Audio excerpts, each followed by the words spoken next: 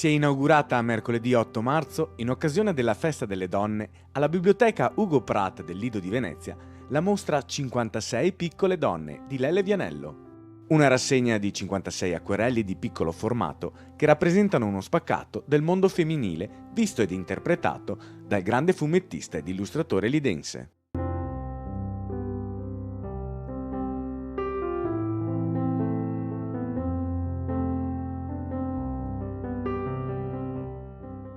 La mostra, presentata dalla dottoressa Anna Medri, ha visto l'intervento dello storico e scrittore Luciano Menetto, autore dei testi in catalogo.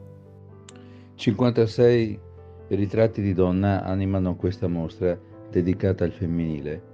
che non si risolve con il semplice sfoggio della loro avvenenza, ma che propone una sequenza di soggetti spettacolare quanto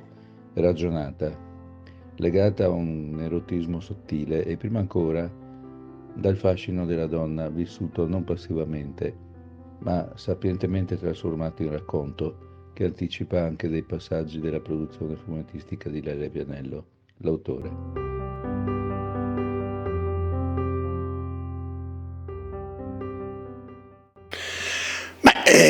Sono nate, dietro c'è un riscontro divertente perché poi sono nate perché mi trovavo sopra il tavolo da disegno 56 cartoncini tutti della stessa misura e così ogni mattina quando io prima di iniziare il mio lavoro, che poi è quello di disegnare avventura, fumetti, eccetera, facevo una sorta di preriscaldamento, di divertimento, ed era quello di disegnare un immaginario femminile ogni volta diverso che mi veniva in mente. E da questo sono riuscito ad accumulare 56 cartoncini con queste figure di femminili che poi alla fine è un mio immaginario così sentimentale, un mio immaginario